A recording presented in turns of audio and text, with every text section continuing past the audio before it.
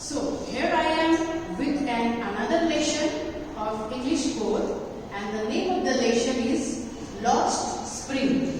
Lost Spring, written by Anis Jung. The name of the author is Anis Jung. What did the lesson wants to explain us? Let us understand. The Lost Spring summary describes the terrible condition of poor children.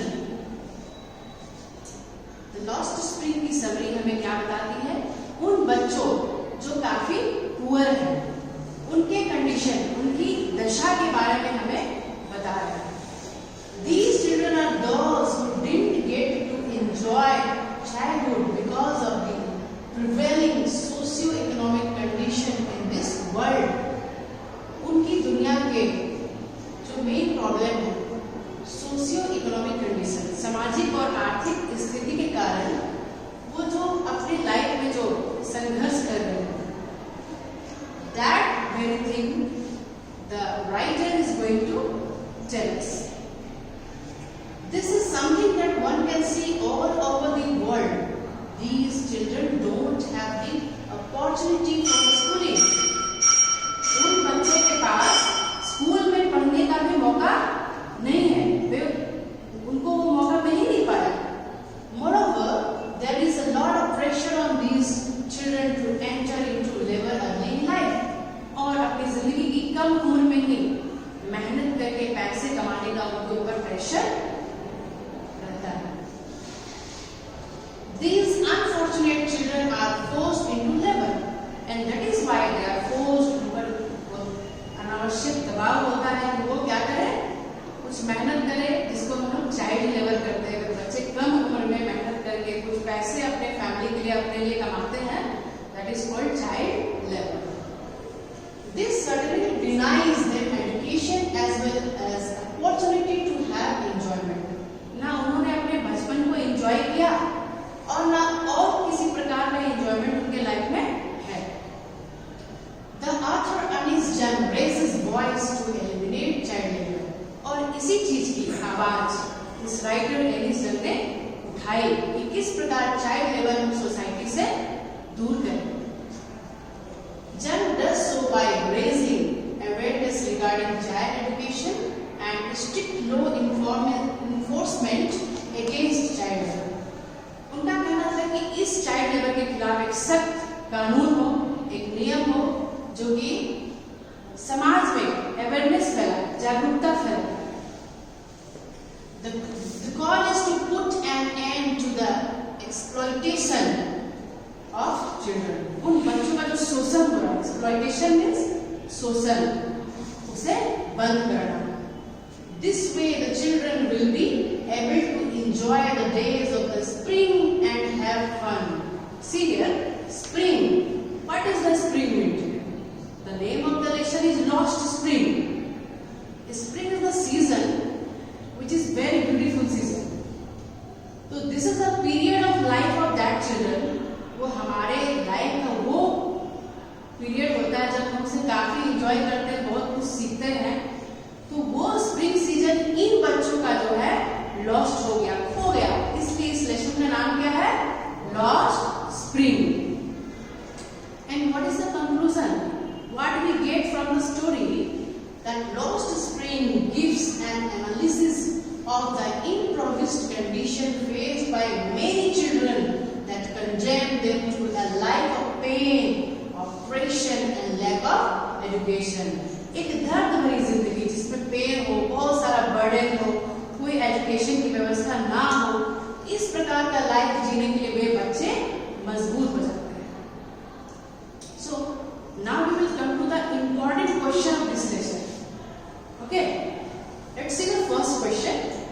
What is Saheb looking for in the garbage dumps? Where is he and where has he come from? So in this lesson, the main character is Saheb. Saheb is student, but he is not learning in school. He is a child, right? So let's see the answer. Saheb is looking for gold in the garbage dumps. कचड़े का ढेर देखा आपने? Garbage dumps, उसमें वो जा करके कुछ चीजों को हमेशा खोजता था, ढूंढता था और उन चीजों को कलेक्ट करके अपने पास रखता था। आपने देखा होगा रास्ते में कहीं भी इस तरह के लोग जो कचरे के ढेर से कुछ ना कुछ ढूंढते रहते, वो वर्क कौन करता था? साहेब। साहेब इज अ कैरेक्टर। वो कहां से आया, ये सारा डिटेल्स आपको यहाँ दिया हुआ है। Let us see. He is in the neighbourhood of the author. Actually एनिस डन जो है उनके पड़ोस में ही ये बच्चा साहेब रहता था। साहेब हैज कम फ्रॉम बांग्लादेश। कहां से आया था? बांग्लादेश से। And he came with his mother in 1971। अपनी माँ के साथ 1971 में वो बांग्लादेश छोड़ के आ गया। His house was set at the green fields of Dhaka. Dhaka का नाम सुना आपने? कहाँ पे? बांग्लादेश में है। Storms swept away their fields and homes. तो ये उसकी बैकग्राउंड स्टोरी है कि साहेब कैसे अपना देश, अपना शहर ढाका और बांग्लादेश छोड़ के वहां आ गए, कैसे आए। तो एक्चुअली हुआ क्या? Storms swept away their fields and homes. उनके जो खेत थे, घर थे, वो एक बहुत बड़े तूफान में सब नष्ट हो गए, टूट गए, बर्बाद हो गए। So they left the country. Finally उन्हें क्या करना पड़ा? वो देश को छोड़ना पड़ा और छोड़ के फिर वे दूसरी जगह चले गए। So first example is of child labor doing here is साहेब। साहेब एक कैरेक्टर है इस लेसन में जो चाइल्ड लेबर को दर्शा रहे हैं कि उसके साथ क्या हो रहा है? शोषण, एक्सप्लॉयटेशन।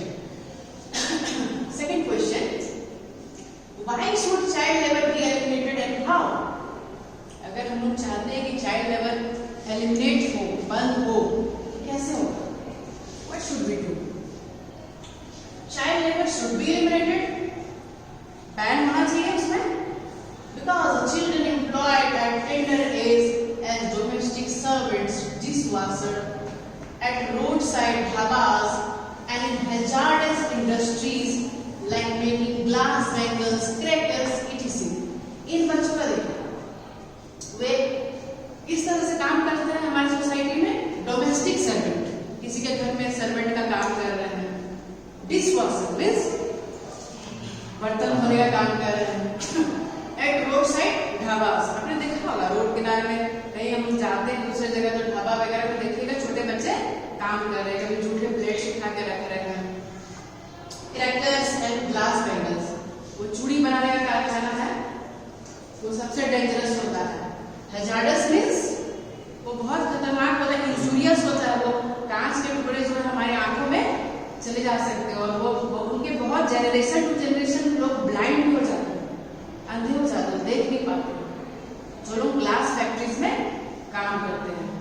वैसे ही एक कैरेक्टर इस लेसन में है जो कि ग्लास फैक्ट्री में चूड़ी बनाने का कार्य करते हैं और वो टाउन आई थिंक फिरोजाबाद है। Firozabad is a place where bangle making is, चूड़ियां बनाई जाती हैं।